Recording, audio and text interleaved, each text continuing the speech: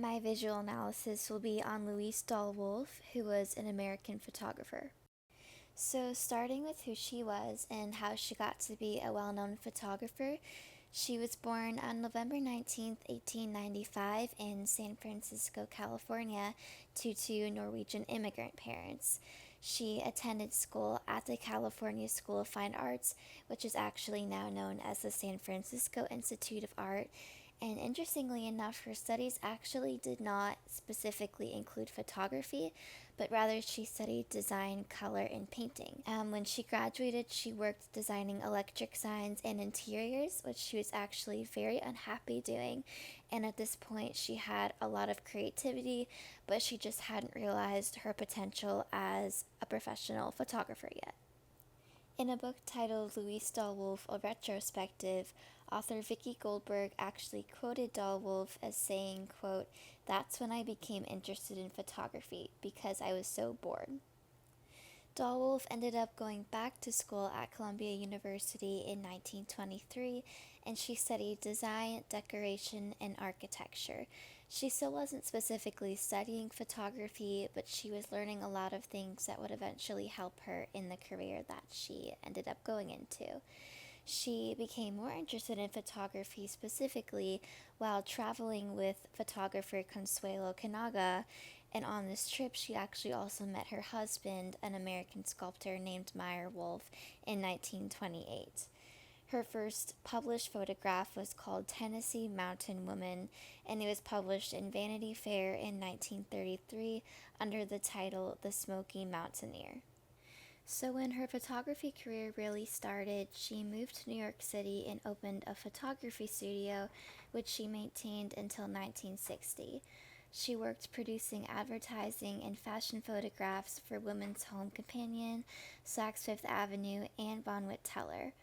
In 1936, she was hired as a staff fashion photographer for Harper's Bazaar, which she became very well known for, and that's probably the most prominent part of her career. And she remained there until 1958, after which time she did freelance photography for Vogue and Sports Illustrated until she retired in 1960. She passed away on December 11th, 1989, in New Jersey at the age of 94 years old. So, now with all of that background information, we'll get into the visual analysis part of the presentation. So this photograph is of a model named Mary Jane Russell, and it was for the August 1949 issue of Harper's Bazaar. So the picture depicts the model looking into the distance while she holds a globe, and she seems to have a magnifying glass placed on a book of maps on a table in front of her. In my opinion, this picture contains a lot of layers. I think it focuses a lot on Dahl Wolfe's theme in her photography of independent, strong women, but it also seems to have a bit of a nostalgic feel to it. The outfit of the model reminds me very strongly of the time period that the picture was taken in. And the background of the photograph kind of seems like an interesting choice to me, as it kind of has these shadows that create a certain gradient of all of these brown colors.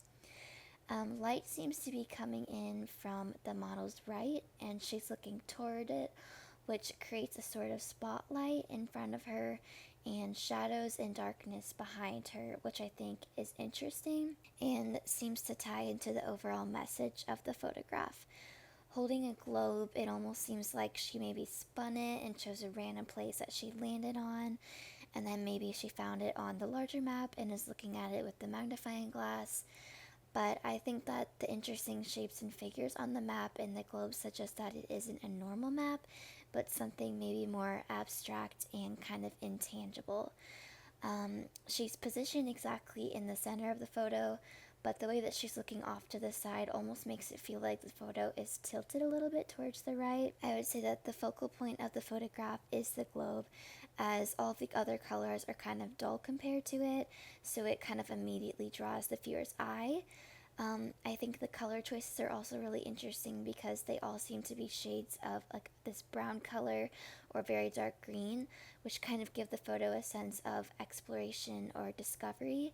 And I think that the magnifying glass also adds to this kind of mystery aspect. And I think that the meaning of the photograph could honestly go a lot of different ways. In my opinion, it seems to be depicting this independent woman who kind of could go anywhere she wants or do anything she wants. Even if what's on the globe doesn't make sense to viewers, it doesn't matter because it makes sense to her or she'll figure it out. There's a lot of confidence projected from this woman, especially with the way that the light kind of lights her up. But with her face sort of in the shadows, her identity feels pretty mysterious. But her facial expression seems to be very determined and set on some sort of decision that she seems to have made. So this photo is called Natalie Payne Tunisia, and it was taken in 1950 for Harper's Bazaar.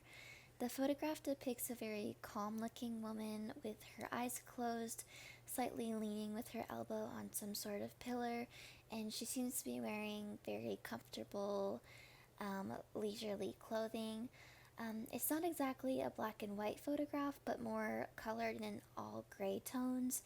The subject is on the left side of the photo, on the left side of the rule of thirds grid, and there's an arch behind her that kind of frames her whole body. Her elbow on the pillar kind of creates a line that leads us to her face, which is slightly covered in a shadow.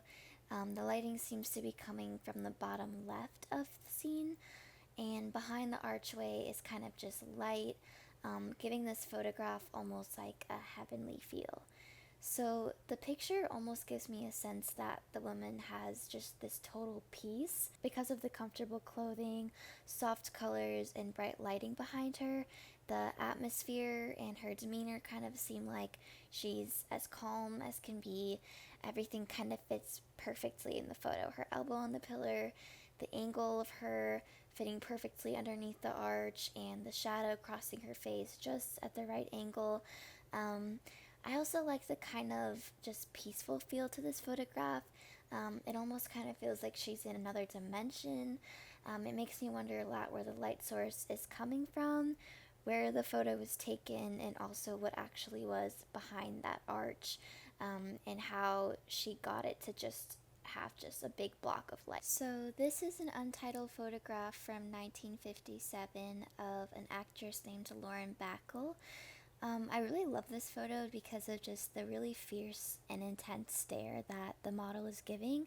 I think that just in her eyes, she exudes a lot of confidence, and Wolfe seems to have captured it pretty perfectly. The photo depicts a woman dressed in formal attire with her arm perched beneath her chin. And yeah, she's looking just directly at the camera with an intensely confident expression. She's framed right in the middle of the shot, and the lines of her dress kind of lead viewers' eyes from her face to the bottom of the photograph really nicely. The way her arm is positioned also does this as well. Even though this photo is in black and white, it kind of feels like it's just screaming with this vibrance. She seems to know exactly what she's doing, and the balance of the photograph comes together with the scale of colors in the black and white scheme, from dark to light across her hair, eyes, dress, and jewelry. And I think that the jewelry also adds a lot to the photo, kind of telling viewers without words that maybe she's just well off. Her hair sits really perfectly, and she's sitting towards the left with her face turned to the front. It definitely feels just like a portrait with a lot of layers behind it.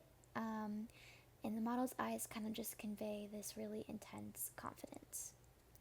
So these are just some discussion questions. The first is, what do you think was the theme of most of Dahl's photography? The second is, even though she was mostly involved in fashion photography, what feeling do her photos give you? The third is, does anything in particular stand out about her photography style?